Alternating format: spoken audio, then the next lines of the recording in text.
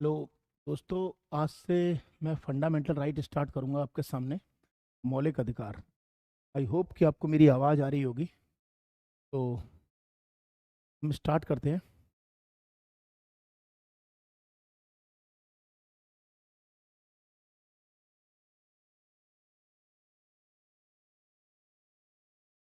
Fundamental rights. पहले तो इसके बारे में बेसिक बात बता रहा हूँ, फिर मतलब आपको स्टार्ट करूंगा डायरेक्ट, ठीक है। पॉलिटी स्टार्ट किया है मैंने आज से, इंडियन पॉलिटी, और इंडियन पॉलिटी में फर्स्ट चैप्टर स्टार्ट कर रहा हूँ फंडामेंटल राइट्स से। मौलिक अधिकारों से ही स्टार्ट कर रहा हूँ आपके सामने। और मौलिक अधिकारों की पहले बेसिक जानकारी दे देता हूँ आपको, फिर उसके बाद एक एक करके एक एक सारे आर्टिकल याद कराऊंगा आपको। मतलब इसमें मौलिक अधिकार में टोटल 12 से लेकर 35 तक आर्टिकल है, 12 से लेकर 35 तक। ये सारे आर्टिकल आपको याद करवा दूंगा, जबान पे आपको याद हो जाएंगे। ठीक है, इस बात की अब मेरी गारंटी है। एक भी आर्टिकल ऐसा नहीं होगा जो आपको याद नहीं हो, बशर्ते कि आप इसको ध्यान से सुनिएगा, गौर से। ठीक है, चलिए। मौलिक अधिकार जो है इंडियन कॉन्स्टिट्यूशन के पार्ट 3 में दे रखे हैं, मतलब भाग 3 में दे रखे हैं। दूसरा, मौलिक अधिकार जो है इंडियन कॉन्स्टिट्यूशन के आर्टिकल 12 से लेके 35 तक दे रखे हैं, 12 से लेके 35 तक दे रखे हैं। नेक्स्ट, मौलिक अधिकार जो है इंडिया ने यूएसए से अडॉप्ट किए हैं। मतलब मौलिक अधिकार नाम का चैप्टर हमने यूनाइटेड स्टेट ऑफ अमेरिका से लिया है, और यूनाइटेड स्टेट ऑफ अमेरिका में इनको बिल ऑफ राइट्स कहते हैं। ठीक है, हिंदी में इनको अधिकारों का प्रपत्र कहा जाता है, पत्र कहा जाता है। मतलब दोबारा सुन लो, मौलिक अधिकार जो हमने लिए हैं वो बिल ऑफ राइट से लिए हैं अमेरिका के। यानी कि अगर आपसे ये पूछा जाए कि फंडामेंटल राइट किस देश से लिए गए हैं, तो ये बिल ऑफ राइट से लिए गए हैं, जो यूएसए का कॉन्सेप्ट है। लेकिन अगर ये कहा जाए कि मौलिक अधिकार पहली बार इन पूरे वर्ल्ड में किस देश में आए थे, तो आराम से समझना, मौलिक अधिकारों का कॉन्सेप्ट सबसे पहली बार ग्रेट ब्रिटेन में आया था, ग्रेट ब्रिटेन में। और ग्रेट ब्रिटेन में इनको मैग्ना कार्टा कहते हैं, मैग्ना कार्टा कहा जाता है। अब आप कहेंगे कि ये मैग्ना कार्टा क्या है, तो भारत के संविधान में जो मौलिक अधिकार हैं उन्हें मैग्ना कार्टा भी कहा जाता है। मतलब इंडियन कॉन्स्टिट्यूशन में जो फंडामेंटल राइट दिए गए हैं उन्हें मैग्ना कार्टा भी कहते हैं। तो ये मैग्ना कार्टा क्या है, पहले ये समझ लीजिए आसानी से। एक्चुअली 1210 में, 1210 में, 1210 में ब्रिटेन के राजा, जब मतलब लंदन के जो राजा थे, तो उस वक्त लंदन के ऊपर कुछ डाकुओं ने हमला कर दिया था। लंदन लंदन के कुछ डाकुओं ने हमला कर दिया था। और जो ये हमला किया था, उस हमले से डर की वजह से बहुत सारे लोग जो है, वो जो डर की वजह से जो बहुत सारे लोग जो है, वो राजा के पास जाके मदद मांगते हैं। तो राजा उन्हें गारंटी पेपर पे एक लिख के देता है, कि गारंटी देता है कि आप टेंशन मत लो, आपके मौलिक अधिकारों का नुकसान नहीं होगा। आप टेंशन मत लो, आपके मौलिक अधिकारों का नुकसान नहीं होगा। ठीक है।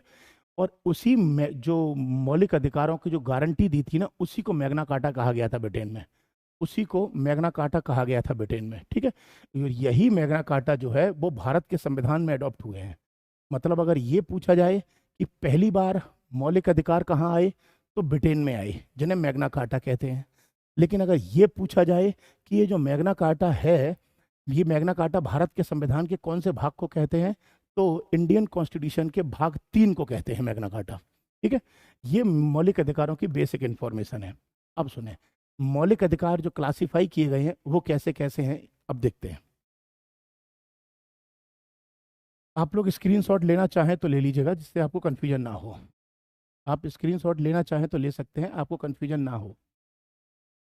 और किसी को, यार ये इतने लंबे लंबे कमेंट मत करो, बिकॉज मैं पढ़ नहीं पा रहा हूँ। मुझे सिर्फ क्लास पढ़ाने पे फोकस करने दीजिए आप लोग।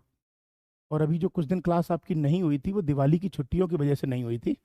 आज से कंटिन्यू स्टार्ट की गई है। आप सिर्फ वही मैसेज कीजिए जो क्या कहते हैं काम के हों, ताकि मैं उनको पढ़ पाऊँ। ये इतने लंबे लंबे मैसेज आ रहे हैं, इनको यार पढ़ना भी बहुत मुश्किल है मेरे लिए। आप लोगों को आवाज़ आ रही है ठीक से, एक बार बता दीजिएगा तो कि मैं आगे शुरू करूँ फिर। आप लोगों को आवाज़ आ रही है? हाँ, मैं नोट्स आपको प्रोवाइड करा दूंगा, डोंट वरी।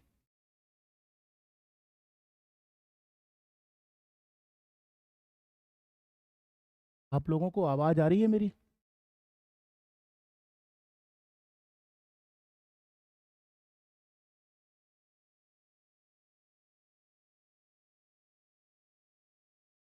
आवाज़ आ रही है? ठीक है, ओके, ठीक है, चलिए अब देखते हैं इंडियन कॉन्स्टिट्यूशन में। इंडियन कॉन्स्टिट्यूशन में जो फंडामेंटल राइट हैं वो इतने कैटेगरी के हैं। पहला, इसे कहते हैं राइट टू इक्वालिटी, हिंदी में कहते हैं समानता का अधिकार। और ये कहाँ से कहाँ तक दे रखे हैं? तो ये 14 से लेकर 18 आर्टिकल तक दे रखे हैं, मतलब 14 से लेकर 18 तक दे रखे हैं। ठीक है। दूसरा दूसरा है राइट टू फ्रीडम, हिंदी में बोलते हैं स्वतंत्रता का अधिकार। ये जो दे रखे हैं ये 19 से लेके 22 तक दे रखे हैं। ये सारे आर्टिकल मैं समझाऊंगा आपको एक एक करके, मतलब 14, 15, 16, 17, 18, 19, 20, 21, A to Z समझाऊंगा, 12 से लेके 35 तक के। ठीक है। अगला तीसरा जो आर्टिकल दे रखा है, मतलब नेक्स्ट कैटेगरी जो है वो है राइट अगेंस्ट एक्सप्लॉयटेशन, हिंदी में कहते हैं शोषण के विरुद्ध अधिकार। और ये जो दे रखे हैं ये 23 एंड 24 में दे रखे हैं। ठीक है। इसके बाद जो अगला है वो है नेक्स्ट, इसके बाद जो दे रखे हैं वो है धर्म की स्वतंत्रता का अधिकार, इंग्लिश में बोलते हैं right to freedom of religion. ठीक है। ये दे रखे हैं 25 से 28 तक। नेक्स्ट, इसके बाद जो हैं वो हैं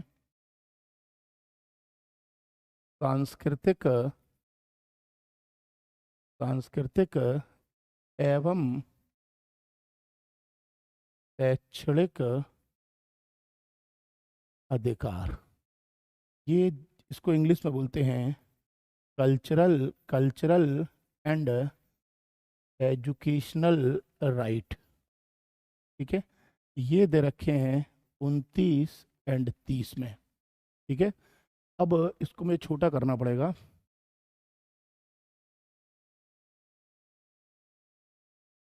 नेक्स्ट और लास्ट जो कैटेगरी है वो है वो है संवैधानिक उपचारों का अधिकार। अधिकार इंग्लिश में कहते हैं राइट टू कॉन्स्टिट्यूशनल रेमेडीज, संवैधानिक। और ये जो दे रखा है ये आर्टिकल 32 या 32 में दे रखा है। ठीक है। अब देखो टोटल जो फंडामेंटल राइट हैं भारत में केवल 6 हैं, मतलब 6 मौलिक अधिकार हैं। पहला है राइट टू इक्वालिटी 14 से 18, दूसरा है राइट टू फ्रीडम 19 से 22, तीसरा है राइट अगेंस्ट एक्सप्लॉइटेशन शोषण के विरुद्ध अधिकार 23-24, चौथा है धर्म की स्वतंत्रता का अधिकार 25 से 28, फिर है सांस्कृतिक एवं शैक्षणिक अधिकार कल्चरल एंड एजुकेशनल राइट 29 से 30, और फिर है संवैधानिक उपचारों का अधिकार राइट टू कॉन्स्टिट्यूशनल रेमेडीज अनुच्छेद 32। ठीक है। ये 6 मौलिक अधिकार हैं। याद रखिएगा जब भारत का संविधान बना था 1950 में, यानी जो 26 जनवरी 1950 को जब भारत का संविधान बना था तब तब इसमें 7 मौलिक अधिकार होते थे। 7 मौलिक अधिकार होते थे। मैं एक साइड में लिख रहा हूँ यहाँ पर, 7 मौलिक अधिकार होते थे। यहाँ बीच में एक अधिकार और था, उसे कहते थे right to property. Right to property Hindi में कहते थे संपत्ति का अधिकार। और जो दे रखा था अनुच्छेद 31 में, आर्टिकल 31 में, यानी अनुच्छेद 31 में संपत्ति का अधिकार दिया था। तो यानी टोटल उस टाइम पर जो अधिकार थे वो 7 थे, 7। ठीक है। लेकिन बाद में क्या हुआ, मोरारजी देसाई की गवर्नमेंट ने इसको खत्म कर दिया। और इसके लिए संविधान में संशोधन हुआ था 44th कॉन्स्टिट्यूशनल अमेंडमेंट एक्ट 1978, 44वां संविधान संशोधन अधिनियम 1978। ठीक है। और इसको इसको संपत्ति के अधिकार को मौलिक अधिकारों से हटाकर आर्टिकल 300 ए में डाल दिया गया और इसे लीगल राइट बना दिया गया, यानी कि लीगल राइट बना दिया गया। तो अब जब ये मौलिक अधिकारों से हट गया तो 7 में से जब 1 माइनस कर दिया तो वर्तमान में कितने मौलिक अधिकार बचे? केवल 6। आज की डेट में सिर्फ 6 अधिकार हैं ये। हाँ, मैं 12-13 भी बताऊंगा, आप आसानी से सुने। मैंने इसमें 12-13 और 33-34-35 नहीं लिखे हैं। वो क्यों नहीं लिखे हैं वो आपको समझ में आ जाएगा, बट आप पूरा सुने इसे एक बार आराम से। तो वर्तमान में जब भारत का संविधान बना तब मौलिक अधिकार थे 7, और 7 में से एक संपत्ति का अधिकार 44 में संविधान संशोधन अधिनियम 1978 से खत्म करके आर्टिकल 300 ए में डाल दिया गया, 300 ए में डाल दिया, और इसे एक कानूनी अधिकार बना दिया गया, यानी इसे एक लीगल राइट बना दिया गया। तो अब मौलिक अधिकारों की संख्या 7 के स्थान पर 6 रह गई है। ठीक है। यहाँ पर नेक्स्ट, अब सुने, मैंने आपको यहाँ 14 से लेके 32 तक लिखे हैं, इसमें 12-13 और 33-34-35 नहीं लिखे हैं। क्यों नहीं लिखे हैं? क्योंकि पहले मैं सारे मेन आर्टिकल समझाऊंगा 14 से 32 तक के, क्योंकि ये मेन आर्टिकल हैं। इसके बाद जितने बच जाएंगे वो एक एक करके दोबारा स्टार्ट करूंगा, 12-13 33-34-35। ठीक है। इसलिए पहले यहाँ 14 से स्टार्ट कर रहा हूं ताकि आपको कंफ्यूजन ना हो। चले शुरू करें। अब बताइए, इतने में किसी को कोई डाउट है? यस और नो बता दीजिए, यस और नो। कोई कंफ्यूजन है या फिर आगे चलें?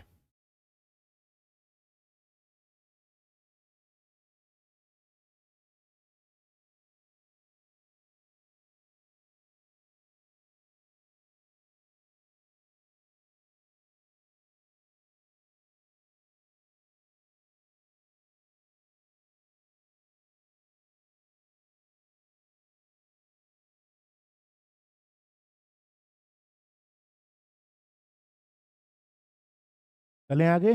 चलिए, अब मैं आर्टिकल 14 से स्टार्ट करूंगा एक एक करके।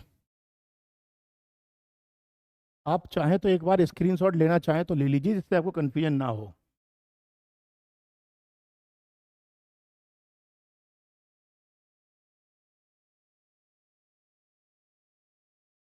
यह एक जो बोल रहे हैं 12 नहीं पढ़ाओगे, 13 नहीं पढ़ाओगे, शांति से सुकून से पढ़ो। मैं आपको बहुत अच्छे से सारे आर्टिकल याद करा दूंगा, बट थोड़ा पेशेंस तो रखिए आप प्लीज।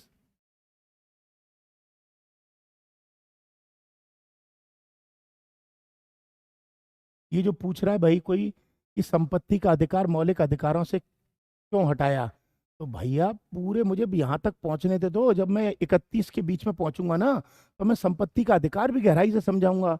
बट आप अस्त व्यस्त तरीके से पता नहीं पढ़ रहे हो या पढ़ना चाहते हो, मेरी समझ में नहीं आया।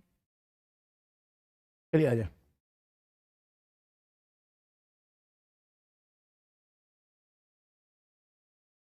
अब देखते हैं। पहली बात तो सुन रहे हैं। अब सबसे पहला तो क्वेश्चन ये उठता है कि मौलिक अधिकारों में और अन्य संवैधानिक अधिकारों में अंतर क्या होता है। अजय, मैं इमेजेस और डायग्राम के माध्यम से पढ़ाऊंगा, तो वहां से समझने की कोशिश करना। देखिए, जो अधिकार होते हैं और जो राइट्स होते हैं, उन राइट्स को हम जब संविधान में मेंशन करते हैं तो उसे कॉन्स्टिट्यूशनल राइट बोलते हैं। जब राइट्स जो है, राइट्स क्या है?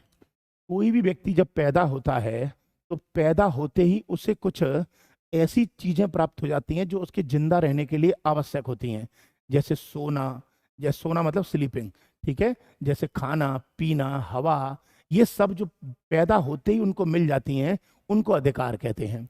और जब उन अधिकारों को हम कॉन्स्टिट्यूशन में मान्यता दे देते हैं, मतलब संविधान में उनको दर्शा देते हैं, या संविधान, मेरी आवाज स्लो है क्या? आवाज सही है? तो जब हम इसे संविधान में मान्यता दे देते हैं तो उन्हें कॉन्स्टिट्यूशनल राइट कहते हैं। अब जो संवैधानिक अधिकार होते हैं वो दो प्रकार के होते हैं। कौन कौन से? देखें, जो संवैधानिक अधिकार होते हैं वो दो प्रकार के होते हैं। एक जो फंडामेंटल राइट हैं और जो पार्ट 3 में दे रखे हैं।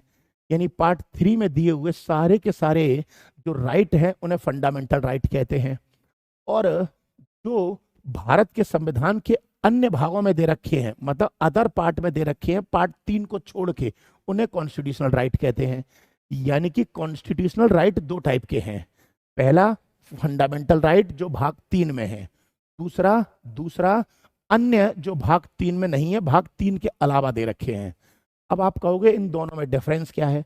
इन दोनों में डिफरेंस ये है कि अगर तुम्हारे मौलिक अधिकारों का उल्लंघन होता है, यानी कि मान लो मेरे आर्टिकल फंडामेंटल राइट का उल्लंघन होता है, या जैसे मान लो पुलिस मुझे मारती है या पुलिस हमारे साथ टॉर्चर कर सकती है, तो मौलिक अधिकारों का यदि उल्लंघन होगा तो कोई भी व्यक्ति इसके लिए आर्टिकल 32 के थ्रू डायरेक्ट सुप्रीम कोर्ट जा सकता है, और कोई भी व्यक्ति आर्टिकल 226 के थ्रू डायरेक्ट हाई कोर्ट जा सकता है। यानी कि फंडामेंटल राइट की वायलेशन के केस में कोई भी व्यक्ति सुप्रीम कोर्ट या कोई भी व्यक्ति हाई कोर्ट जा सकता है, कोई भी व्यक्ति सुप्रीम कोर्ट या कोई भी व्यक्ति हाई कोर्ट जा सकता है। लेकिन यदि किसी कॉन्स्टिट्यूशनल राइट, मतलब जो फंडामेंटल राइट नहीं है, यदि कोई भी व्यक्ति के कॉन्स्टिट्यूशनल राइट यानी कि मौलिक अधिकारों को छोड़ के किसी अन्य अधिकार का उल्लंघन होता है, तो आप डायरेक्ट सुप्रीम कोर्ट या डायरेक्ट हाई कोर्ट नहीं जा सकते। समझ में आ गया यहाँ पे या नहीं आया? मतलब फंडामेंटल राइट और कॉन्स्टिट्यूशनल राइट में डिफरेंस है। देखें क्या लिखा है, the major difference between fundamental rights and other constitutional right is that in case of violation of fundamental rights, कि मौलिक अधिकारों का यदि उल्लंघन होता है, you can directly approach the supreme court by filling a writ under article 32। यानी कि अगर मौलिक अधिकारों का उल्लंघन होता है तो कोई व्यक्ति सीधे सुप्रीम कोर्ट जा सकता है, लेकिन यदि किसी कॉन्स्टिट्यूशनल राइट जो फंडामेंटल राइट नहीं है उसका उल्लंघन होता है तो आप सुप्रीम कोर्ट नहीं जा सकते। मैं वही कह रहा हूं, ये इमेज इंग्लिश में है, हिंदी में ट्रांसलेट कर रहा हूं आपके सामने। फंडामेंटल राइट जो भाग 3 में है और कॉन्स्टिट्यूशनल राइट जो भाग 3 में नहीं है, मतलब भाग 3 के अलावा है। अब सुने, फंडामेंटल राइट भाग 3 का यदि उल्लंघन होगा तो आप सुप्रीम कोर्ट जा सकते हो 32 के थ्रू, और हाई कोर्ट भी जा सकते हो आप आर्टिकल 226 के थ्रू। लेकिन यदि अगर कॉन्स्टिट्यूशनल राइट का उल्लंघन होगा, यानी कि अन्य जो मौलिक अधिकार नहीं है उनका उल्लंघन होगा, तो आप डायरेक्टली सुप्रीम कोर्ट और हाई कोर्ट नहीं जा सकते, आप डिस्ट्रिक्ट कोर्ट से ही आपको जाना पड़ेगा। यहां तक समझ में आ गया? अब देखो इसका मतलब क्या है, दूसरी भाषा में एक और समझते हैं, दूसरे पॉइंट ऑफ व्यू में एक और चीज से समझते हैं। देखें, कॉन्स्टिट्यूशन इतना बड़ा है तो कॉन्स्टिट्यूशन के अंदर जो राइट दिए गए हैं उनको कॉन्स्टिट्यूशनल राइट कहते हैं। संविधान इतना बड़ा है तो संविधान में जितने अधिकार दिए गए हैं उनको संवैधानिक अधिकार या कॉन्स्टिट्यूशनल राइट कहते हैं। दूसरा, और संविधान के अंदर ही फंडामेंटल राइट है, मतलब भाग 3 है। तो अब इसका मतलब ये हुआ, हाँ, जो कॉन्स्टिट्यूशनल राइट जो संविधान में दिए गए हैं, लेकिन संविधान के अंदर जो भाग 3 में दिए गए हैं उनको फंडामेंटल राइट कहते हैं। इसका मतलब ये हुआ कॉन्स्टिट्यूशनल राइट इतने हैं और उस कॉन्स्टिट्यूशन के अंदर भाग 3 फंडामेंटल राइट है। इसका मतलब हर फंडामेंटल राइट कॉन्स्टिट्यूशनल राइट होता है, लेकिन हर कॉन्स्टिट्यूशनल राइट फंडामेंटल राइट नहीं होता। ये बात समझ में आ गई आप लोगों को? मतलब सीधा सा सिंपल सा कॉन्सेप्ट है, मैं कैसे बताऊं आपको, दूसरी भाषा में समझते अगर नहीं आ रहा तो। ये कहां से हटेगा?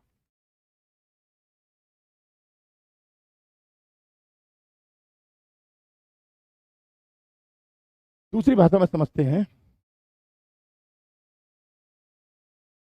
देखें, मतलब मान लो इतना बड़ा कॉन्स्टिट्यूशनल है, ये कॉन्स्टिट्यूशनल राइट है, संविधान के अंदर दिए गए सारे अधिकार मौलिक अधिकार हैं, लेकिन इन मौलिक अधिकारों में ये जो भाग है ये 3 है और भाग 3 में दिए गए फंडामेंटल राइट हैं। इसका मतलब ये हुआ कि जो फंडामेंटल राइट हैं वो मौलिक अधिकार, जो मौलिक अधिकार हैं वो संवैधानिक अधिकार भी तो हैं, क्योंकि वो संविधान में दिए हैं, लेकिन जो ये संविधान में ये अधिकार है भाग 3 में तो नहीं है। इसका मतलब ये हुआ हर मौलिक अधिकार संवैधानिक अधिकार होता है, मींस हर फंडामेंटल राइट कॉन्स्टिट्यूशनल राइट होता है, लेकिन हर कॉन्स्टिट्यूशनल राइट फंडामेंटल राइट नहीं होता।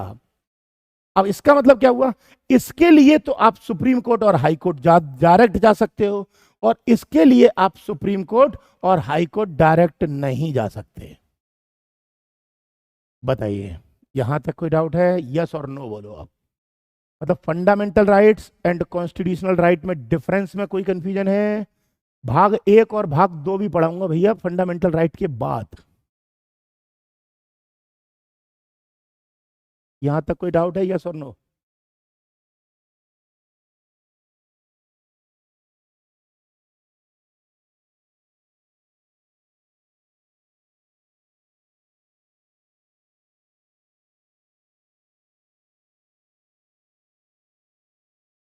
कोई डाउट है?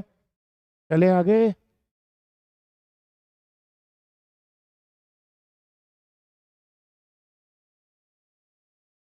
चले आगे।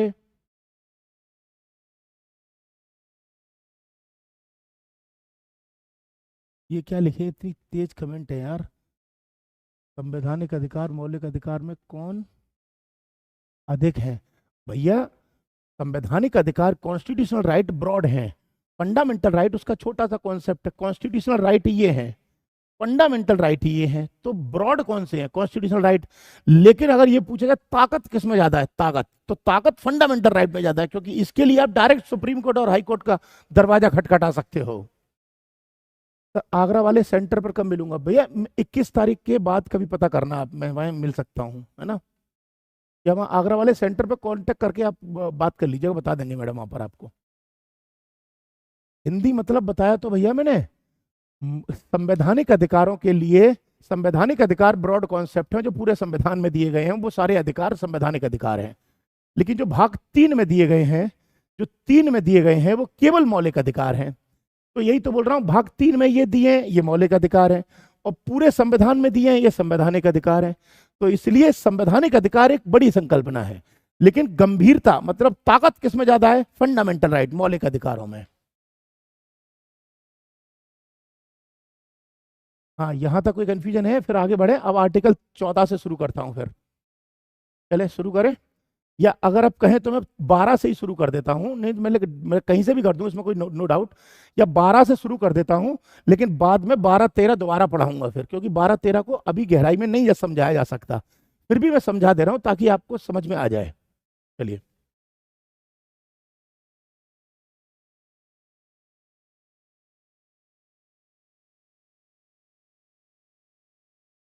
देखिए एक्चुअली भाग 12 क्या कहता है पहले वो सुन लो।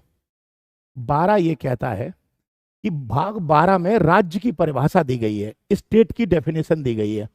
अब स्टेट की डेफिनेशन का मतलब ये हुआ कि डेफिनेशन 12 में क्या दी है, ये बताया है कि राज्य में कौन कौन शामिल है। यहां पर एक शब्द है राज्य, स्टेट, हिंदी में बोलते हैं इसको राज्य। राज्य में कौन कौन शामिल है, तो इसमें बताया राज्य में ये सब शामिल है। All of them represent state, मतलब इनमें से अगर किसी ने भी आपके मौलिक अधिकारों का उल्लंघन किया तो ये माना जाएगा कि ये मौलिक अधिकारों का उल्लंघन राज्य ने किया है। यानी कि इनमें से अगर कोई भी एजेंसी या कोई भी संस्था यदि आपके मौलिक अधिकारों का उल्लंघन करती है, तो आप उसके लिए सुप्रीम कोर्ट और हाई कोर्ट जा सकते हो और ये कह सकते हो कि साहब राज्य ने यानी सरकार ने हमारे मौलिक अधिकारों का उल्लंघन किया है। ठीक है, अब देखते हैं क्या बताया राज्य में। राज्य में पहला आता है सेंट्रल गवर्नमेंट, केंद्र सरकार। मतलब सेंट्रल गवर्नमेंट मतलब केंद्र सरकार, मतलब ऐसे मान लो मोदी सरकार। मोदी सरकार यदि ऐसा कोई कानून बनाती है जो आपके मौलिक अधिकारों का उल्लंघन करे, तो आप ये केस राज्य के ऊपर करोगे कि सरकार ने आपके मौलिक अधिकारों का उल्लंघन कर दिया। दूसरा, ऐसे ही स्टेट गवर्नमेंट, राज्य सरकार, जैसे मान लो योगी गवर्नमेंट हो गया, शिवराज सिंह चौहान गवर्नमेंट हो गया, ये गवर्नमेंट अगर ऐसा कोई कानून बनाती है जो आपके मौलिक अधिकारों का उल्लंघन करे, तो ये माना जाएगा कि राज्य ने आपके मौलिक अधिकारों का उल्लंघन कर दिया। ठीक है। तीसरा आता है पार्लियामेंट, यानी संसद कोई डायरेक्ट लॉ इनेक्ट कर दे या संसद डायरेक्ट कोई कानून बना दे और कानून बना के ही उसमें लिख दे कि आपके किसी अधिकार का उल्लंघन। वैसे मान लो पार्लियामेंट कोई कानून बना दे, फनी एग्जांपल दे रहा हूं, पार्लियामेंट कानून बना के कह दे कि जनता के ऊपर कल सुबह रोलर चलाया जाएगा, तो इसके तुम्हारी जान तो कोई ले नहीं सकता, जान तो अब तुम्हारा कोई ले ही नहीं सकता। तो इसका मतलब ये हुआ कि अगर संसद कानून बना के ऐसी पावर देती है तो आप डायरेक्ट सुप्रीम कोर्ट जा सकते हो और कह सकते हो कि संसद ने हमारी जान ले ली, यानी मौलिक अधिकारों का उल्लंघन कर दिया, यानी राज्य ने आपके मौलिक अधिकारों का उल्लंघन कर दिया।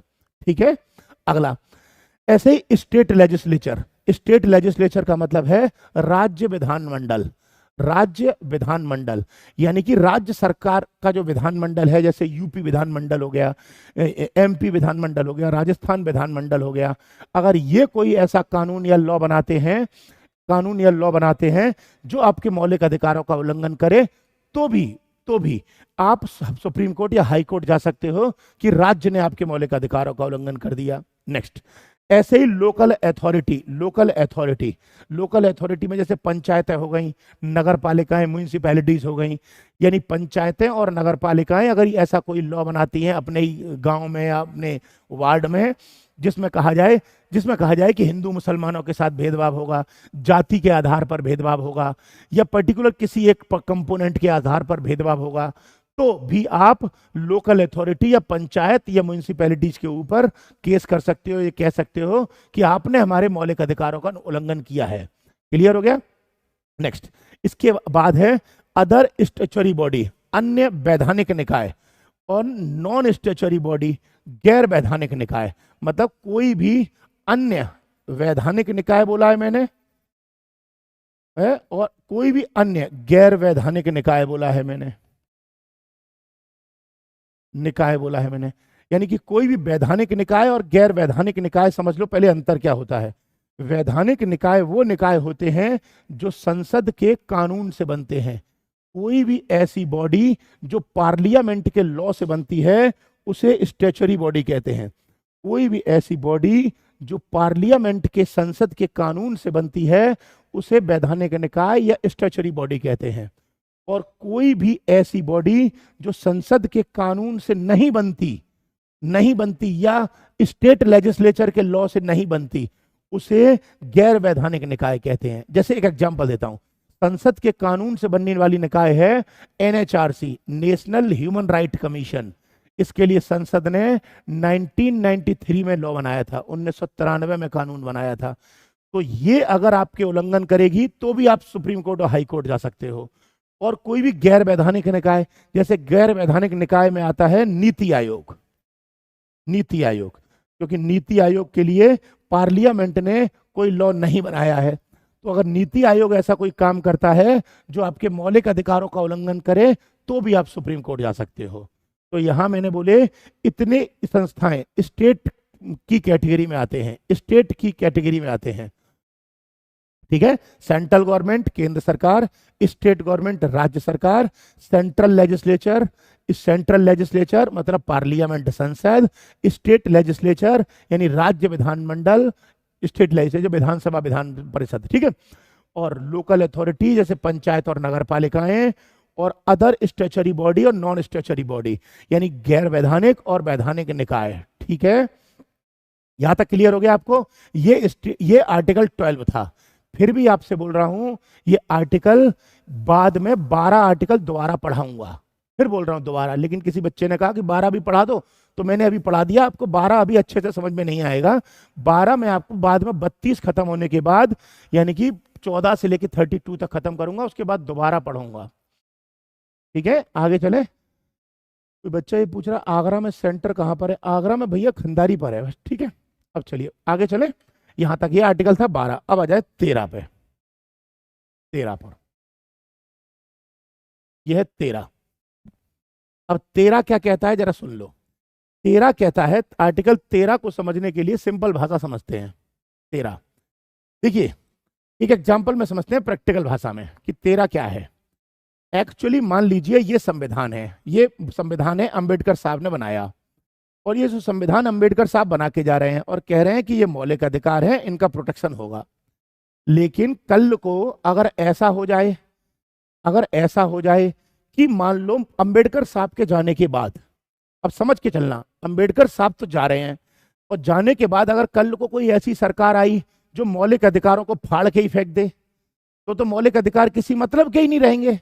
तो अंबेडकर साहब ने इसके अंदर एक लाइन लिखी थी, आर्टिकल 13 लिखा था, और 13 में लिखा था कि कोई भी मौलिक, अगर कभी भी कोई सरकार ऐसा कोई काम करती है कि जिससे मौलिक अधिकार खत्म हो जाएं या कमजोर हो जाएं, तो अनुच्छेद 13, आर्टिकल 13 मौलिक अधिकारों को सिक्योरिटी कवच प्रोवाइड करा देगा, सिक्योरिटी प्रोवाइड करा देगा। मतलब ऐसे समझो, जैसे हम अपने अपने शरीर की जान बचाने के लिए अपने सिर पर हेलमेट लगाते हैं ताकि एक्सीडेंट से हमारी जान बच जाए, इसी प्रकार अंबेडकर ने जो संविधान में मौलिक अधिकार डाले, तो मौलिक अधिकारों की सेफ्टी के लिए आर्टिकल 13 डाला, अनुच्छेद 13 डाला।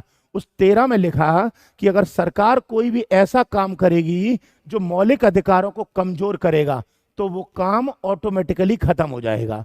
मतलब अगर कल को सरकारों ने ऐसा कोई कानून बनाया जो मौलिक अधिकारों को कमजोर करेगा, तो वो कानून ऑटोमेटिकली खत्म हो जाएगा। इसका मतलब यही है। अब देखो क्या है ये, आर्टिकल 13 डिक्लेयर्स दैट, अनुच्छेद 13 कहता है कि ऑल लॉज, सभी कानून, that are inconsistent with or in derogation of any of the fundamental rights shall be avoid. ये कहता है कि अनुच्छेद 13 कहता है कि कोई भी ऐसा कानून, कोई भी ऐसा कानून जो मौलिक अधिकारों को चोट पहुंचाएगा, वो कानून अपने आप ही खत्म हो जाएगा। ऐसे समझो ये मौलिक अधिकार है, और कोई सरकार मौलिक अधिकारों को खत्म करने के लिए गलत कानून ला रही है, तो अनुच्छेद 13 ये प्रोटेक्शन कवर करता है और मौलिक अधिकारों को खत्म होने से रोक लेता है। यानी आर्टिकल 13 मौलिक अधिकारों को प्रोटेक्शन प्रोवाइड करता है, और कोई भी ऐसा कानून अगर आया जो मौलिक अधिकारों को कमजोर करेगा, तो वो कानून खत्म हो जाएगा। अब पॉइंट ये हटता है कि ऑल लॉज में कौन कौन से लॉज आते हैं, मतलब कौन कौन से कानून जो खत्म हो जाएंगे अगर मौलिक अधिकारों को चोट पहुंचाएंगे तो। ठीक है, पहला, लॉज इनेक्टेड बाय पार्लियामेंट और स्टेट लेजिस्लेचर, मतलब संसद अथवा राज्य विधान मंडल, संसद अथवा राज्य विधान मंडल द्वारा बनाया गया कोई कानून। मतलब संसद अगर संसद या राज्य विधानमंडल कोई ऐसा कानून बनाती है कि वो मौलिक अधिकारों को चोट पहुंचाए, तो संसद का कानून खत्म हो जाएगा, पार्लियामेंट का लॉ खत्म हो जाएगा। एक एग्जांपल लेते हैं, आर्टिकल 21 आपको राइट टू स्लीप देता है, सोने का अधिकार देता है। अब मान लो, फनी एग्जांपल है, संसद ने कानून बनाया कि कोई भी व्यक्ति रात के 10 बजे से लेकर सुबह के 5 बजे तक नहीं सो सकता, कोई भी व्यक्ति रात के 10 बजे से लेकर सुबह के 5 बजे तक नहीं सो सकता। तो इसका मतलब ये तो आम व्यक्ति के अनुच्छेद 21 का उल्लंघन हो गया। तो अगर संसद ने यह कानून बनाया कि सो नहीं सकते, तो इसका मतलब आर्टिकल 13 इस कानून को खत्म कर देगा। मतलब अनुच्छेद 13 कहता है कि यह कानून ऑटोमेटिकली खत्म हो जाएगा अपने आप ही। समझ में आ गया पहला पॉइंट, या नहीं आया? क्लियर है? आगे आ जाए। दूसरा, ऑर्डिनेंस इश्यूड बाय प्रेसिडेंट और स्टेट गवर्नर, राष्ट्रपति और राज्य के राज्यपालों द्वारा जारी किए गए अध्यादेश। कोई ये पूछ रहा है सुप्रीम कोर्ट कैसे जाएं? भैया अनुच्छेद 32 पे पहुंचने दो, सुप्रीम कोर्ट भी भेज दूंगा आपको यार, वहां तक तो पहुंचने दो गुरु। ठीक है, ऑर्डिनेंस इश्यूड बाय प्रेसिडेंट और स्टेट गवर्नर, राज्य के राज्यपाल और राष्ट्रपति अगर कोई ऐसा ऑर्डर पास करते हैं जो मौलिक अधिकारों का उल्लंघन करे, जैसे मान लो राष्ट्रपति का ऑर्डर आया कि रात में कोई 10 बजे से लेकर सुबह के 5 बजे तक नहीं सो सकता, तो ये राष्ट्रपति का ऑर्डिनेंस भी खत्म हो जाएगा। यानी कि राष्ट्रपति का ऑर्डिनेंस या राज्यपाल का कोई ऑर्डिनेंस अगर ऐसा काम करेगा तो वो भी खत्म हो जाएगा। कुछ बच्चों के मस्तिष्क में ख्याल आ रहा होगा, व्हाट इज ऑर्डिनेंस? ये ऑर्डिनेंस क्या होता है? अध्यादेश कहते हैं। अध्यादेश का मतलब होता है, वैसे तो अध्यादेश आगे की क्लासेस में आएगा, अध्यादेश का मतलब होता है जब पार्लियामेंट, संसद कानून बनाने के लिए है संविधान में, लेकिन जब पार्लियामेंट सेशन में नहीं होती, या जब पार्लियामेंट सत्र में नहीं होती, तो कानून तो बना नहीं सकती क्योंकि पार्लियामेंट की मीटिंग ही नहीं चल रही है अभी। तो ऐसे में राष्ट्रपति के पास पावर होती है कि वो एक ऑर्डर पास कर सकता है, और ये राष्ट्रपति का ऑर्डर ऑर्डिनेंस कहलाता है, अध्यादेश कहलाता है। यानी राष्ट्रपति का ऑर्डर संसद के कानून की तरह होता है, जब संसद सेशन में नहीं होगी तो ये ऑर्डिनेंस काम करेगा। बाकी ऑर्डिनेंस के बारे में डिटेल में गहराई में आगे बताऊंगा, क्योंकि वो आगे की क्लास का टॉपिक है। ठीक है, समझ में आ गया। संसद कोई कानून बनाए या राज्य विधानमंडल और वो मौलिक अधिकारों को चोट पहुंचाए तो वो कानून खत्म हो जाएगा। दूसरा, राष्ट्रपति या राज्यपाल का कोई आदेश आए या ऑर्डिनेंस आए और वो मौलिक अधिकारों का उल्लंघन करे तो वो भी आदेश खत्म हो जाएगा। और तीसरा, डेलीगेटेड लेजिस्लेशन या एग्जीक्यूटिव लेजिस्लेशन, इसका मतलब है कोई भी प्रत्यायोजित विधायन का कानून। जैसे मान लो डिस्ट्रिक्ट के डीएम ने कोई ऑर्डर पास किया, डिस्ट्रिक्ट के एसपी या एसएसपी ने ऑर्डर पास किया, या कमिश्नर ने ऑर्डर पास किया, या किसी थाने वाले ने भी कोई ऑर्डर पास किया, और कोई ऐसा ऑर्डर जो आपके मौलिक अधिकारों का नुकसान पहुंचा रहा है, तो वो भी ऑर्डर खत्म हो जाएगा। भाई ये जो महापुरुष पूछ रहे हैं रिट का मतलब क्या है, अरे यार अभी फंडामेंटल राइट शुरू करे हैं, मुझे आर्टिकल 32 तक पहुंचने दो, रिट का मतलब भी बता दूंगा। भैया काहे जल्दी में हो यार, इतनी फास्ट कि कैसे पढ़ा दूं भाई, बताओ तो सही। अभी देखो एक एक करके आर्टिकल शुरू कर रहा हूँ, तुम पहले पूछ रहे हो रेट, या तो मुझसे चलो क्वेश्चन ही पूछ लो, मैं बता दूंगा आपको, तो फिर टॉपिक मेरे को स्किप करने पड़ेंगे। आप एक एक करके चलो ना, हर चीज का एक प्रोसेस होता है, सिस्टमेटिकली तो चलेंगे भाई। ठीक है,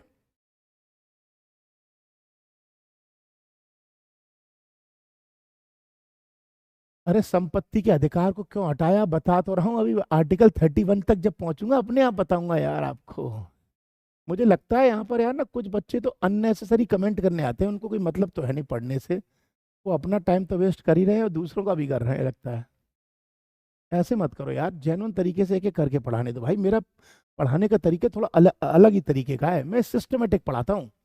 पहली बात तो एक बात बता दूं आपको, जो आर्टिकल 12 से लेकर 35 तक आपको पढ़ाऊंगा ना, ना तो किसी किताब में और ना ही किसी कॉपी में और ना ही किसी टीचर के द्वारा इतने सिस्टमेटिक तरीके से डायग्राम के साथ पढ़ा नहीं पाएगा कोई भी। मैं सिस्टमेटिक करके मैं कह रहा हूँ पढ़ा के याद करा दूंगा, आप थोड़ा होल्ड तो करो, मुझे 3-4 दिन का टाइम तो दो। अब तुम चाह रहे हो रिट बता दो ये बता दो, यार क्या ड्रामा बनती है यार। चले आगे, यहां तक क्लियर हो गया आपको। अब जैसे मान लो डेलीगेटेड लेजिस्लेशन में कोई डीएम या एसपी कोई ऑर्डर पास करता है जो मौलिक अधिकारों का उल्लंघन हो। जैसे कि एग्जांपल है, मौलिक अधिकार में यह भी कहा जाता है कि धर्म या जाति के आधार पर किसी के साथ भेदभाव नहीं कर सकते आप।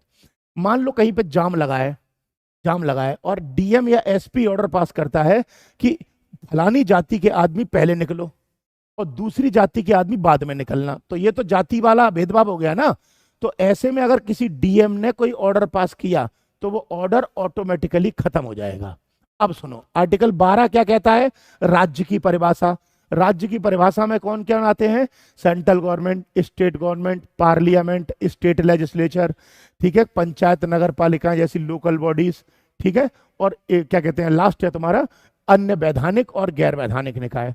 और अनुच्छेद 13 क्या कहता है कि कोई भी मौलिक अधिकार का अगर नुकसान करेगा या मौलिक अधिकारों को चोट पहुंचाएगा, कोई भी मौलिक अधिकारों को नुकसान पहुंचाएगा या चोट पहुंचाएगा, तो वो जो कानून जो चोट पहुंचाएगा वो ऑटोमेटिकली खत्म हो जाएगा। बताइए 12 और 13 में कोई डाउट है किसी को? 12 और 13 में कोई डाउट है किसी को? आर्टिकल 12 एंड 13 में कोई डाउट है तो पूछ लो अभी यहीं के यहीं, बस डाउट पूछना, कोई अननेसेसरी 12-13 के अलावा मत पूछना भाई।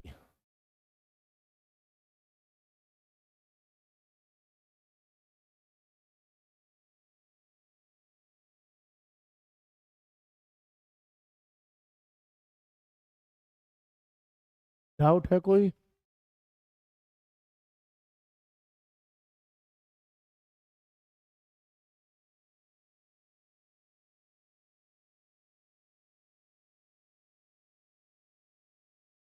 चलिए, डाउट है पूछो एक एक करके, क्या डाउट है देखना सीरियस वीडियो।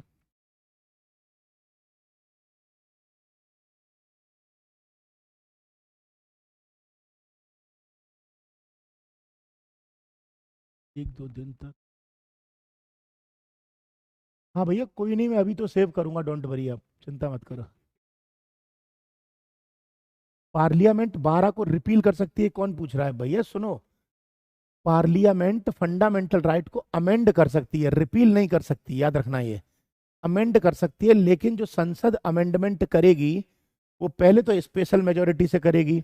और ये स्पेशल मेजोरिटी क्या होता है, ये आगे की क्लास में आएगा। पहला पॉइंट, पहला तो संसद अमेंडमेंट करेगी वो स्पेशल मेजोरिटी से करेगी, फर्स्ट पॉइंट। सेकंड पॉइंट, संसद जो भी अमेंडमेंट करेगी वो सुप्रीम कोर्ट चेक करेगा, और अगर सुप्रीम कोर्ट ने चेक किया कि संसद ने वो अमेंडमेंट गलत किया है तो सुप्रीम कोर्ट उस कानून को फाड़ के फेंक देगा।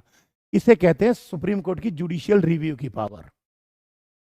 ठीक है, ये वैसे मैं आगे बताऊंगा, एक एक करके चलने दो। 12-13 क्लियर हो गया, आ जाए।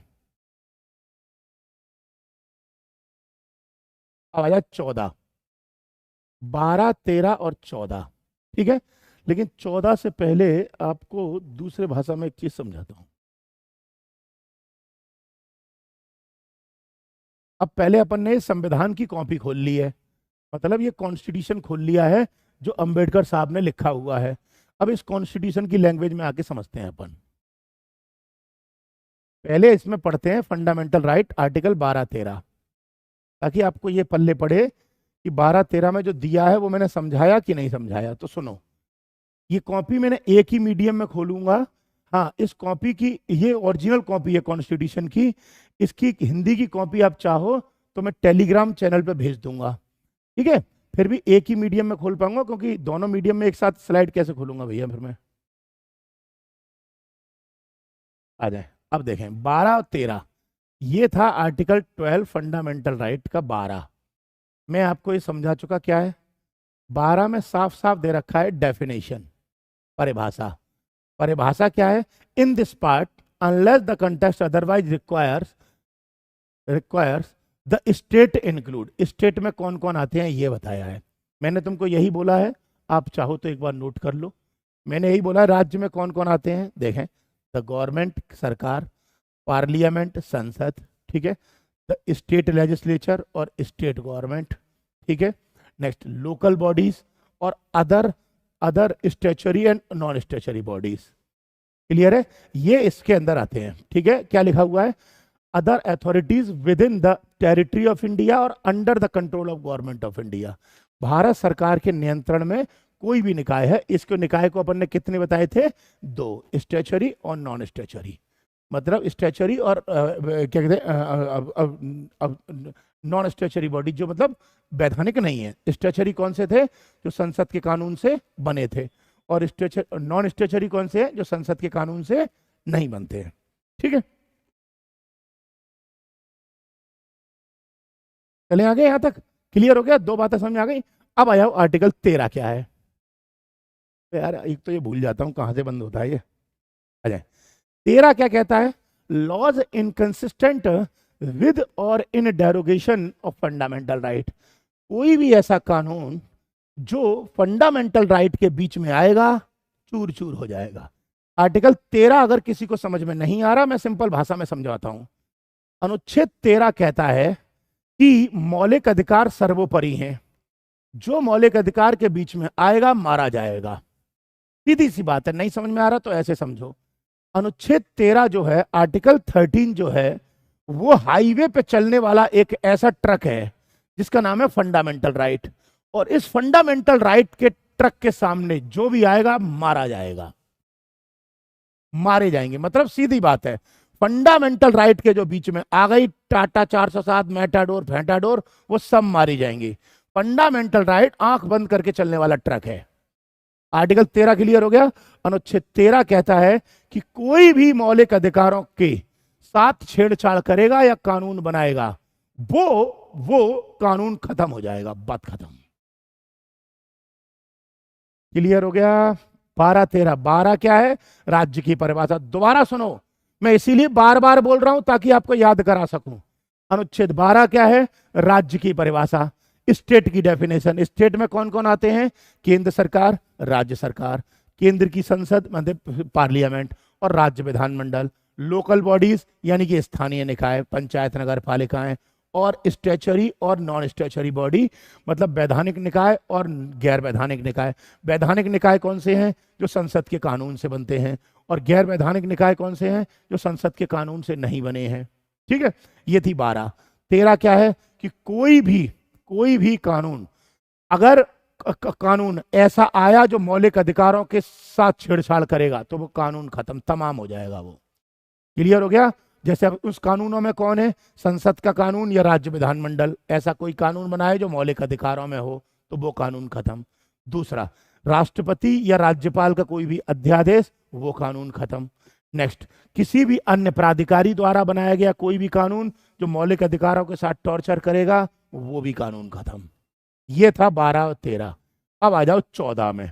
अब पहले तो 14 आर्टिकल को अपन यहां से पढ़ते हैं, संविधान की भाषा में पढ़ते हैं। अब सुनो यहां से, अब यहां से शुरू होते हैं मौलिक अधिकार पार्ट 1। मौलिक अधिकार पार्ट 1 कौन सा पार्ट है? पहला, right to equality. Right to equality Hindi में बोलते हैं समानता का अधिकार। ठीक है, और ये कहां से कहां तक है? तो 14 से शुरू होकर 18 तक चलते हैं। मैं पहले कौन सा आर्टिकल पढ़ूंगा? 14 पढ़ूंगा। 14। अब पहले 14 की बात सुनते हैं। पहले इस कॉन्स्टिट्यूशन की भाषा में बात करेंगे, अंबेडकर साहब की लैंग्वेज में बात करेंगे, फिर उसके बाद मैं अपनी लैंग्वेज में बात करूंगा ताकि आपको सिंपल लैंग्वेज में समझा सकूं। ठीक है, अब देखना 14 क्या है। इक्वलिटी बिफोर लॉ, इसे बोलते हैं कानून के समक्ष समानता। इक्वलिटी बिफोर लॉ, इसे बोलते हैं कानून के समक्ष समानता। क्या बोलते हैं? कानून के समक्ष समानता। इसका मतलब यह हुआ कानून के आगे सब बराबर है। इसका मतलब यह हुआ कि कानून के आगे सब बराबर हैं। ठीक है, अब इसका मतलब क्या है तो सुनो, देखो क्या लिख रहा है। द स्टेट मतलब राज्य, वही राज्य जो मैंने बताया था। द स्टेट, राज्य में कौन कौन, वही बताया था ना, संसद, केंद्र सरकार, राज्य सरकार, वो सब। The state shall not deny to any person equality before law, पहला शब्द। राज्य किसी भी व्यक्ति को कानून के समक्ष समानता and the equal protection of law, कानून के समक्ष समानता और कानून का समान संरक्षण से वंचित नहीं करेगा। अब पहले तो इस आर्टिकल में 2 लाइन है। ये कहता है राज्य ये नहीं करेगा, क्या क्या नहीं करेगा, वो 2 शब्द पढ़े इसमें, 2 शब्द। पहला है कानून के समक्ष समानता, ये नहीं करेगा, ये तोड़ेगा नहीं। दूसरा है कानून का समान संरक्षण। मतलब आर्टिकल 14 में 2 शब्द हैं। पहला है इक्वलिटी बिफोर लॉ, हिंदी में कहते हैं कानून के समक्ष समानता। दूसरा है कानून का समान संरक्षण, the equal protection of law.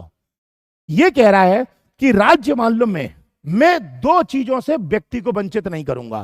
पहला है इक्वलिटी बिफोर लॉ कि कानून के समक्ष समानता, और दूसरा है इक्वल प्रोटेक्शन ऑफ लॉ, कानून का समान संरक्षण। इन दोनों से मैं व्यक्ति को वंचित नहीं करूंगा। अब आप कहोगे कि ये 2 भाषाएं क्या हैं, 2 शब्द हैं क्या? तो इन दोनों को समझने के लिए अब मेरी भाषा में चलते हैं।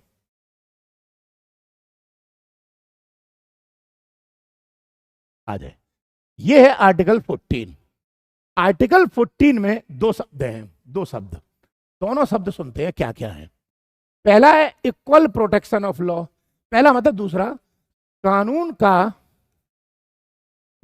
का समान संरक्षण, और दूसरा है इक्वलिटी बिफोर लॉ, कानून के समक्ष समानता। 2 शब्द हैं, पहला है कानून के समक्ष समानता, इक्वलिटी बिफोर लॉ, और दूसरा है इक्वल प्रोटेक्शन ऑफ लॉ, कानून का समान संरक्षण। ये जो कॉन्सेप्ट है ये अपन ने जो लिया है ये ग्रेट ब्रिटेन से लिया है। दूसरा, ये जो कॉन्सेप्ट है ये अपन ने यूनाइटेड स्टेट ऑफ अमेरिका से लिया है। अब दोनों में सिंपल भाषा शर्तें, भाषा क्या है? पहला कहता है कानून के समक्ष समानता, कानून के आगे सब बराबर हैं। चाहे मोदी जी चोरी करें वो भी जेल जाएंगे, चाहे आम आदमी चोरी करे वो भी जेल जाएगा, चाहे कोई गरीब आदमी चोरी करे वो भी जेल जाएगा, चाहे अमीर आदमी चोरी करे वो भी जेल जाएगा। क्या मतलब है? कानून के समक्ष समानता, कानून के आगे सब क्या है? बिल्कुल बराबर है।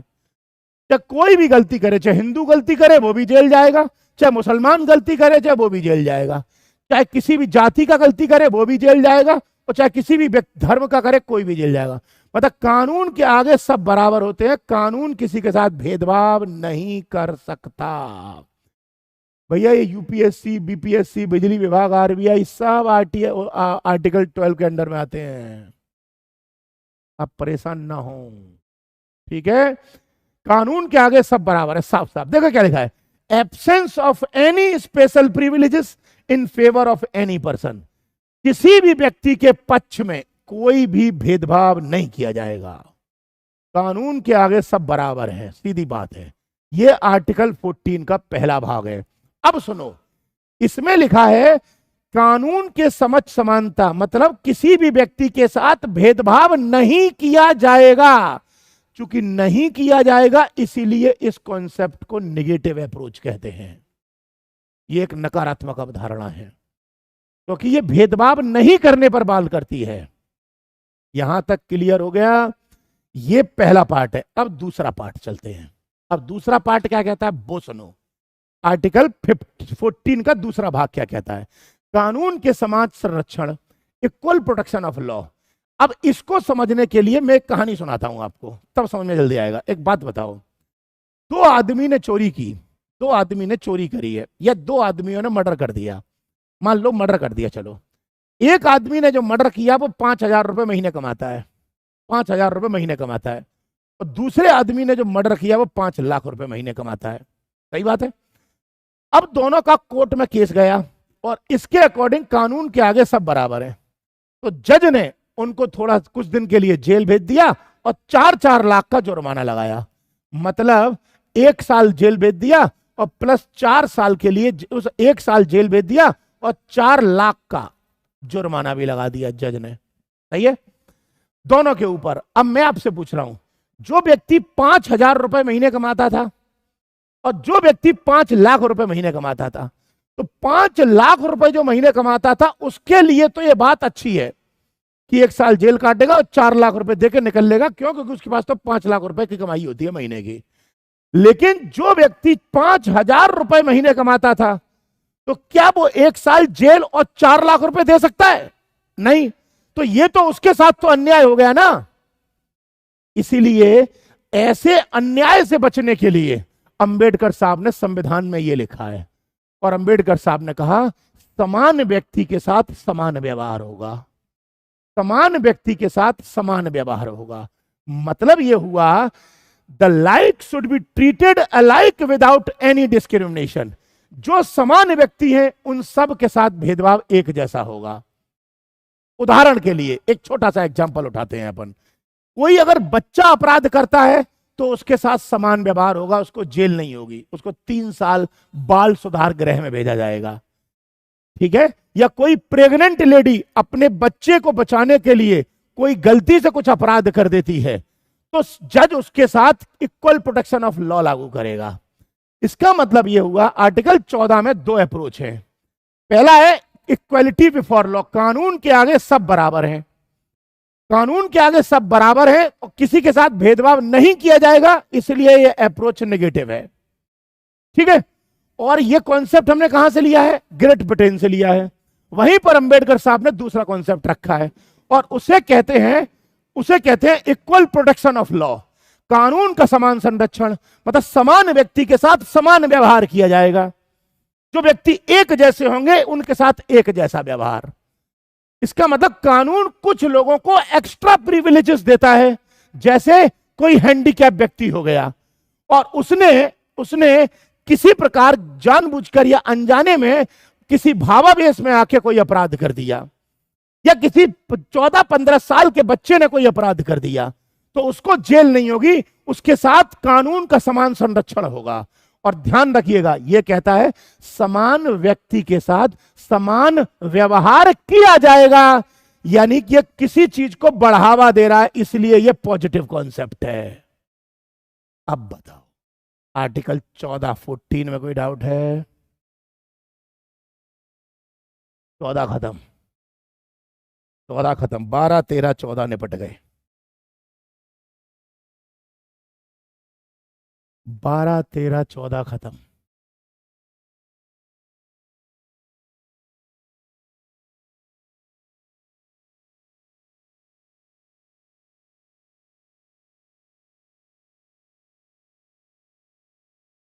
अब देखो याद कराता हूं आपको, देखो आर्टिकल 12 क्या कहता है कि राज्य की परिभाषा, राज्य की परिभाषा, डेफिनेशन ऑफ स्टेट। और राज्य की परिभाषा में इतने चीज आती हैं, central government, state government, central parliament, state legislature, ठीक है, पहला। दूसरा, लोकल बॉडीज, पंचायत, नगर पालिकाएं, और सारे स्टेचुरी और नॉन स्टेचुरी बॉडी। ये आर्टिकल 12 खत्म। 13 कहता है कि ये फंडामेंटल राइट है, और कोई भी सरकार का कानून या कोई भी कानून अगर मौलिक अधिकारों को चोट पहुंचाएगा तो अनुच्छेद 13 उसको प्रोटेक्शन प्रोवाइड कर देगा। यानी कि जिस प्रकार इंसान के लिए हेलमेट होता है, उसी प्रकार आर्टिकल 13 फंडामेंटल राइट के लिए हेलमेट का कार्य करता है। सीधा फंडा। आर्टिकल 14 क्या कहता है, आर्टिकल 14 क्या कहता है कि 14 में दो कॉन्सेप्ट हैं, कानून का समान समानता, समझ समानता, इक्वलिटी बिफोर लॉ। कहता है कानून सबके लिए बराबर है, किसी के साथ भेदभाव नहीं होगा। ये कॉन्सेप्ट नेगेटिव है, ग्रेट ब्रिटेन से लिया है। दूसरा है इक्वल प्रोटेक्शन ऑफ लॉ, कानून का समान संरक्षण, कानून का समान संरक्षण। इसका मतलब है कि समान व्यक्ति के साथ समान व्यवहार किया जाएगा। यह कॉन्सेप्ट समान व्यक्ति के साथ समान व्यवहार को बढ़ावा देता है, इसलिए पॉजिटिव कॉन्सेप्ट है, पॉजिटिव संकल्पना है, ठीक है। और ये अप्रोच अपन ने यूएसए से, अमेरिका से ली है। क्लियर हो गया। 14 आर्टिकल 14 यूके के संविधान लाया गया है। अरे भाई, आर्टिकल 14 में दो अप्रोच है। पहला है इक्वलिटी बिफोर लॉ, ये ब्रिटेन से लिया है। दूसरा है इक्वल प्रोटेक्शन ऑफ लॉ, ये जो अपन ने लिया है ये यूएसए से लिया है, अमेरिका से लिया है। क्लियर है।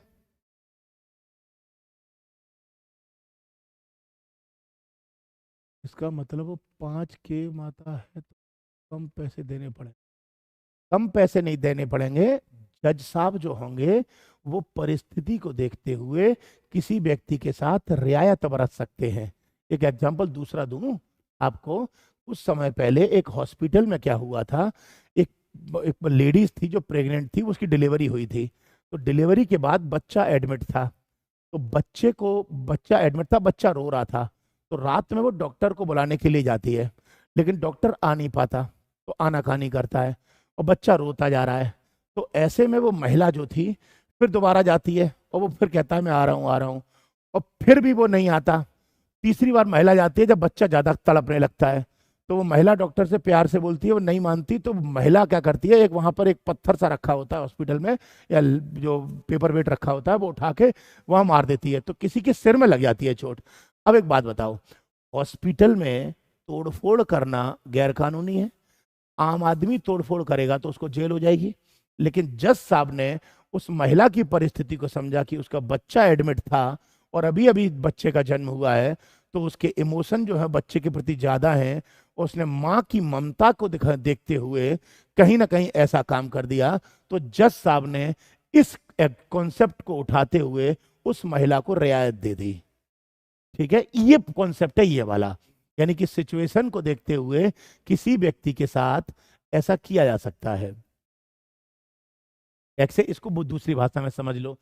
देखिए, कोई बुजुर्ग व्यक्ति है तो उसकी जो सोच होती है, ये विधि द्वारा स्थापित प्रक्रिया जो है, ये प्रोसीजर एस्टेब्लिश्ड बाय लॉ, ये आर्टिकल जब मैं 19, 20, 21, 22 पढ़ाऊंगा ना तब उसमें आएंगे भैया। अभी यहाँ पर कैसे पढ़ा दूं आपको यार, अनुच्छेद 21 पहुंचने तो मेरे को, मैं बताऊंगा आपको जाके वहां पर। अभी तो मैंने दो कॉन्सेप्ट बताए हैं, ध्यान रखना। चार कॉन्सेप्ट फंडामेंटल राइट में ऐसे हैं जो आपको फंसाएंगे, चार में दो तो 14 में आ गए। पहला, कानून के समझ समानता, ये क्लियर हो गया। दूसरा, इक्वल प्रोटेक्शन ऑफ लॉ, ये 14 में क्लियर हो गया। ऐसे दो कॉन्सेप्ट और हैं, ठीक है। पहला है प्रोसीजर एस्टेब्लिश्ड बाय लॉ, ये आएगा 21 में, ठीक है। और दूसरा है ड्यू प्रोसेस ऑफ लॉ, तो विधि द्वारा स्थापित प्रक्रिया या कानून द्वारा स्थापित प्रक्रिया। और दूसरा है कानून की उचित प्रक्रिया। ये आर्टिकल 21 के आसपास पहुंचना दो मेरे को, मैं तब बताऊंगा, अभी नहीं समझ में आएंगे आपको यार। धीरे धीरे एक एक करके चलो आप, ठीक है। क्लियर हो गया। 14 में कोई डाउट है तो बोलो, फिर मैं आगे 15 पर चलूं। 14 में कोई डाउट है तो बोलो, फिर मैं आगे 15 पर चलूं।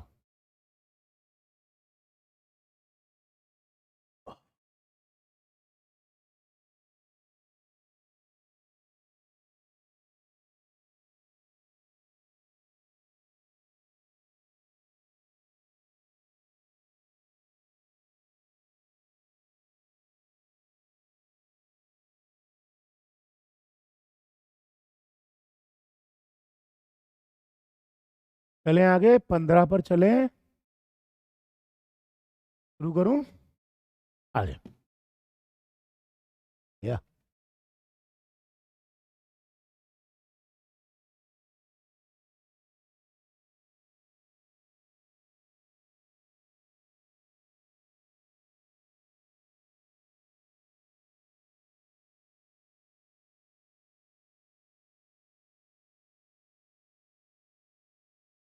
सुनो, देखिए, पहली बात तो आर्टिकल 15 में आ जाओ सीधा सीधा। अनुच्छेद 15 कहता है, क्या कहता है? स्टेट यानी कि राज्य, वही राज्य जो बताया था आर्टिकल 12 में। ये कहता है article 15, state shall not discriminate against any citizen on grounds only of. ये कहता है, कहाँ है? राज्य राज्य निम्न आधारों पर किसी भी नागरिक के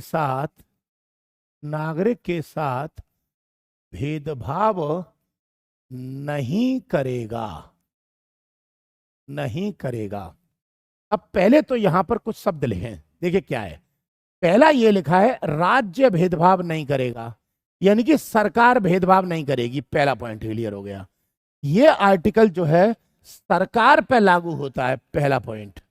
प्राइवेट कंपनियों पे लागू नहीं होता। पहला पॉइंट यहां समझ लो अच्छे से, ठीक है। Next, not discriminate against any citizen, यानी कि सभी सिटीजन पर लागू होता है ये। 2 पॉइंट, यानी विदेशियों पर लागू नहीं होता। 2 पॉइंट्स क्लियर कर लो आप आराम से, ठीक है।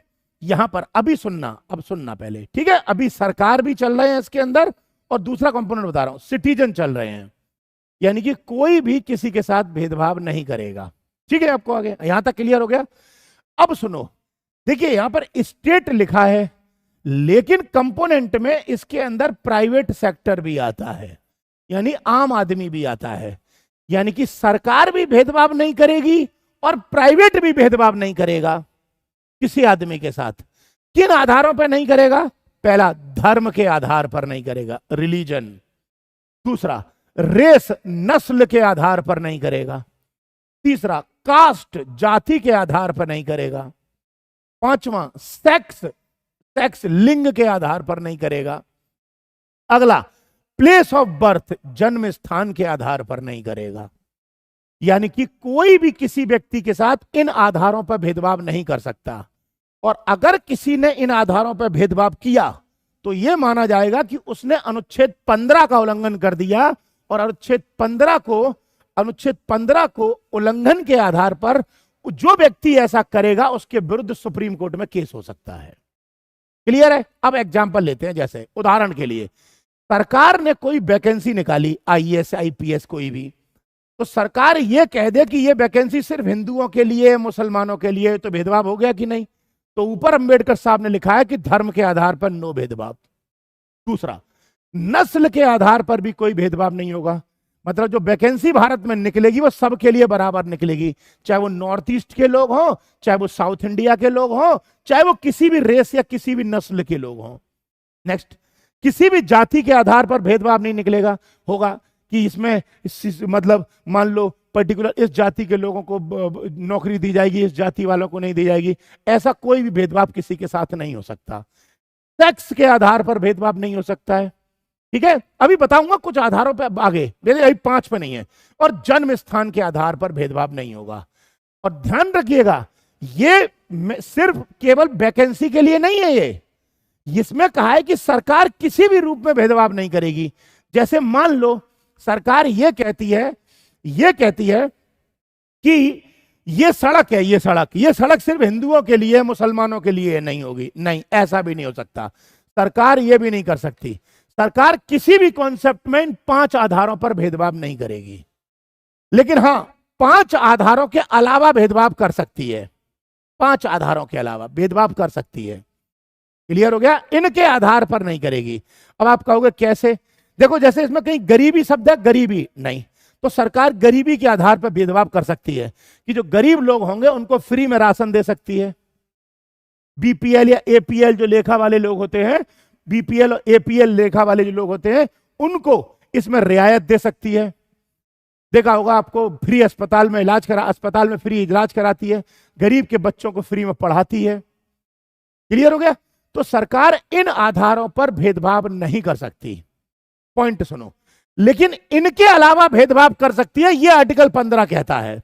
और ध्यान रखिएगा, प्राइवेट भी भेदभाव नहीं करेगा। जैसे मान लो उदाहरण के लिए किसी आदमी की किराने की दुकान है या परचूनी की दुकान है, वो आदमी दूध दही दाल चावल बेचता है, और उस आदमी ने अपनी दुकान के बाहर बोर्ड लगा के लिख दिया कि यहां हिंदुओं को 25% छूट दी जाएगी। तो इसका मतलब अनुच्छेद 15 का उल्लंघन कर दिया उसने, कि तुम जाति और धर्म के आधार पर भेदभाव नहीं कर सकते तुम। वो बोलता है हिंदुओं को छूट दूंगा, पंडितों को दूंगा, ठाकुरों को दूंगा, मुसलमानों को दूंगा, सिया को दूंगा, सुन्नी को दूंगा। ये नहीं कर सकते आप कभी भी। यहां तक क्लियर हो गया? इसे कहते हैं आर्टिकल 15। लेकिन आर्टिकल 15 में यह भी लिखा है कि इनके अलावा भेदभाव किया जा सकता है, जिसे अपवाद कहते हैं, और इसी को पॉजिटिव डिस्क्रिमिनेशन कहा गया है। जैसे महिलाओं के साथ भेदभाव किया जा सकता है, जैसे पंचायत और नगर पालिकाओं में उनको आरक्षण दिया जा सकता है। जैसे बच्चों के साथ भेदभाव किया जा सकता है, बच्चों को सरकार फ्री में पढ़ा सकती है। जैसे शेड्यूल कास्ट और शेड्यूल ट्राइब और ओबीसी के साथ भेदभाव किया जा सकता है, जैसे एजुकेशनल इंस्टीट्यूशन और सरकारी नौकरियों में इनको रिजर्वेशन दिया जा सकता है। इसे कहते हैं पॉजिटिव डिस्क्रिमिनेशन।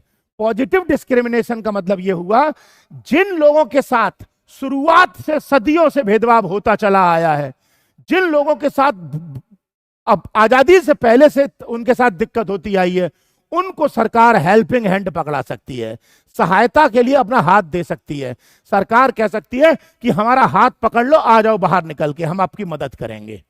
ये जो है कॉन्सेप्ट, इसी को रिजर्वेशन कहा गया है। इसका मतलब जो रिजर्वेशन है ये पॉजिटिव डिस्क्रिमिनेशन की बात करता है। पॉजिटिव डिस्क्रिमिनेशन का मतलब है नेशन की बात करता है, हिंदी में बोलते हैं सकारात्मक भेदभाव। और हमेशा याद रखिएगा, सकारात्मक भेदभाव उन्हीं के साथ हुआ है या उन्हीं को सपोर्ट करने के लिए किया है, उन्हीं को सपोर्ट करने के लिए दिया है जो सदियों से जिनका शोषण होता आया है। जैसे उदाहरण के लिए महिलाओं को देखो, पंचायत और नगर पालिकाओं में आरक्षण दिया है। ठीक है, कोई बच्चा ये पूछ रहा है, सर ने आगरा ब्रांच में गया था, मैम ने मना कर दिया फ्री बैच के लिए। भैया जो फ्री बैच की जो क्या कहते हैं ऑफलाइन क्लास में जितनी सीटें निकाली थी वो सारी फुल हो चुकी हैं। अब अगला जो फ्री बैच स्टार्ट होगा वो 1 अप्रैल को स्टार्ट होगा, आप उसके लिए जाके रजिस्ट्रेशन कराइएगा।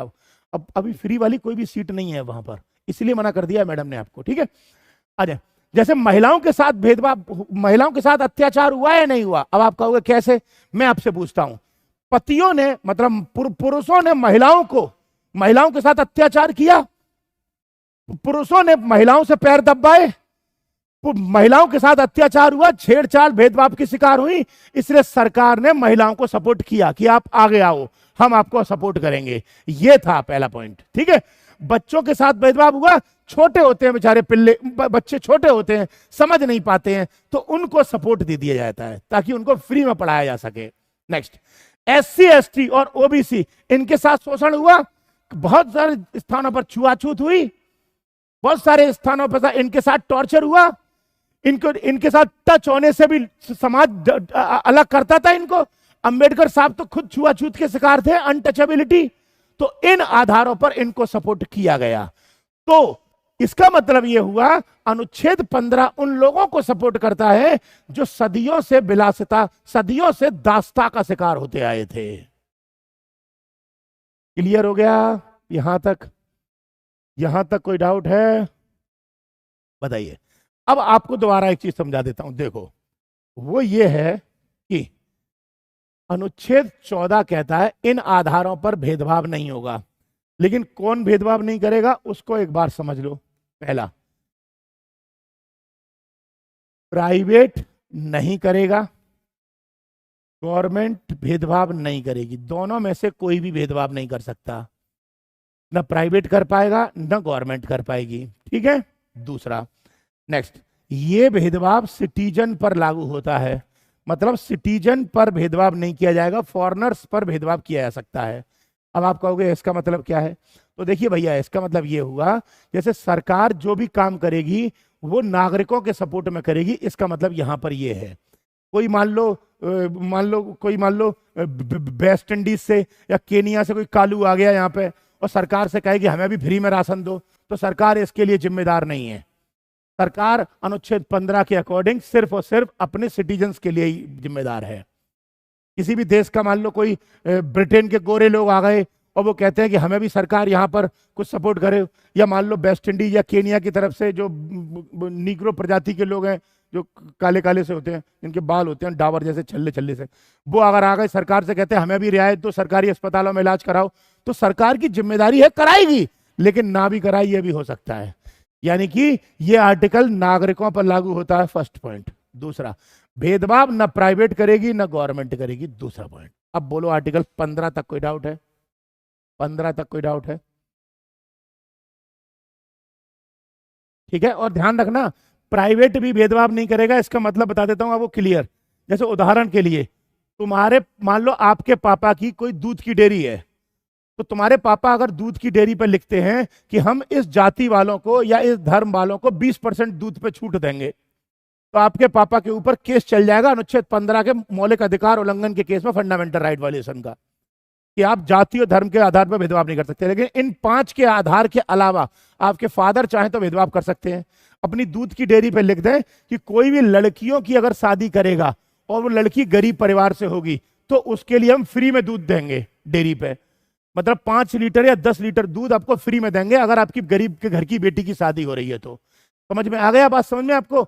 तो इन 5 आधारों पर तो गरीब ही नहीं है ना, तो इन आधारों पर भेदभाव नहीं कर सकते, इसके अलावा किसी भी आधार पर कर लो आप। ये था अनुच्छेद 15। अब दोबारा 4 सुन लो, 12, 13, 14, 15 में रिपीट करता हूं ताकि याद हो जाए। ध्यान रखना, याद करना बहुत जरूरी है, और याद करने के लिए सीधा एक ही फॉर्मूला है, लिखना। लिखना, राइटिंग प्रैक्टिस, मेन मुद्दा यही है।